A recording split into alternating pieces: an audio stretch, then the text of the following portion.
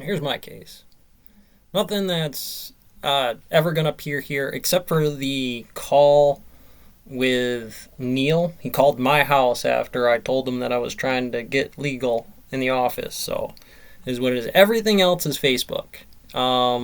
You'll find anything else on video, either with a state trooper or in the video of the town building or anything like that, or me standing outside the town building protesting. Fake town pushing fake jobs. Jerry's not the supervisor I want. Free to protest, and I do believe I would still be to do so still today. Um, their feelings are paramount to mine, especially if they're gonna just mow me over passively. I mean, if I can't have an interview, then how do I know they graded me correctly?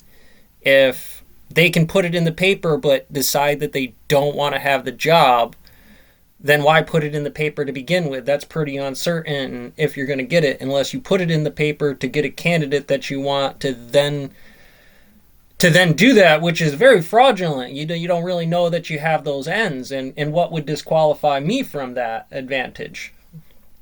So again, anything you'll find in here, you'll find on me. And yeah, I said I would have to kill somebody to get help around here, because you can't just look at my page and say they wouldn't have it coming. You definitely stalked me a little bit. You definitely harassed me a little bit. You definitely had retaliation standards against me.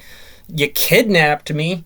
You put me in cuffs, and well, you didn't strip search me, but you did take me down to my skivvies in county. You made me go through a bunch of bureaucratic nonsense, get a lawyer, meet the judge, potentially have COVID, by meeting a bunch of people that I don't know, that goes outside my natural course of things because of an authoritarian government. And I'm not saying all of it was in there. Many of the pieces are just Gears of War.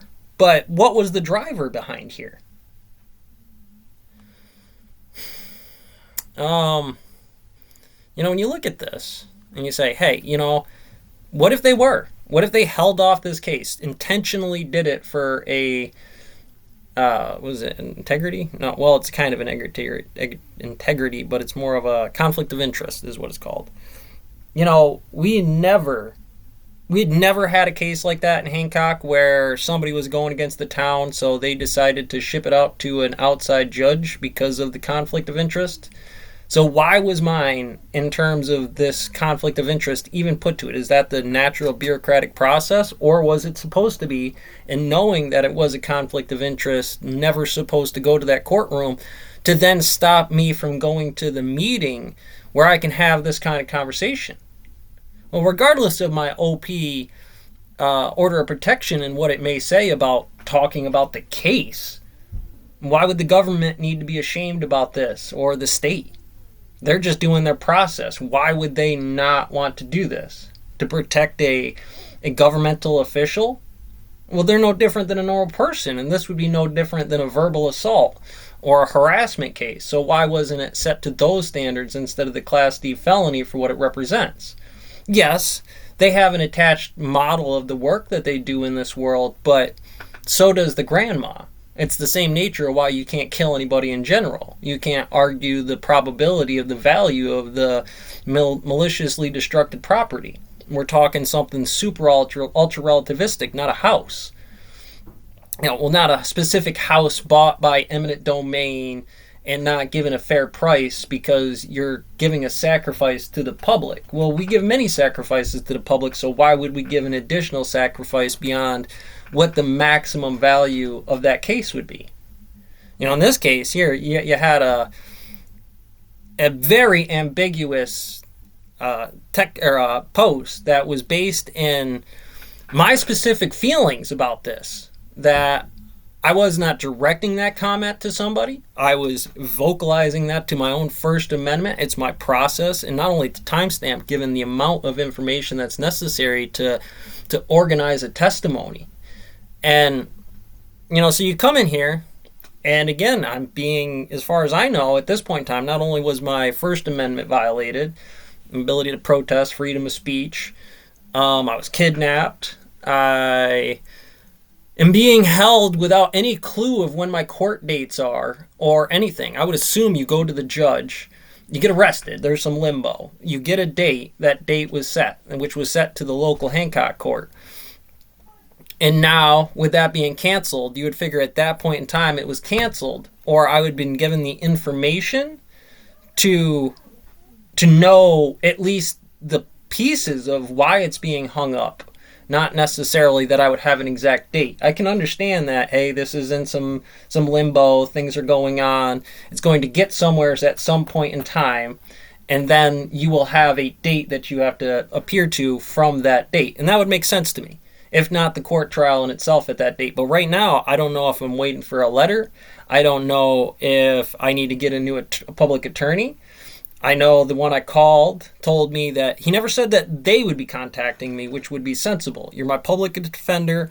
You were part of this. You must have signed off on the fact that it went to the Hancock court anyways and didn't see the compromise or the conflict of interest. And, there is a lot going on inside of here. And I'm not the type that really wanted to sue the town. I just wanted a fucking part-time job and work my way to full-time. I wanted a chance to work on a crew, to expose myself to the equipment that they have and the training obstacles that they have, and I was immediately punched in the face. I mean, you can dig in through here all you want. You're just going to find a bunch of esoterics and everything like that. But at this point in time, I broke trend the other day once I found out that it was in the newspaper. I mean, there's not a lot of point in telling me to gag order this if you're going to put a Hancock had terroristic threat and put my name into it and not put any of the standpoint on it, or ask my opinion as a reporter before you take that ad.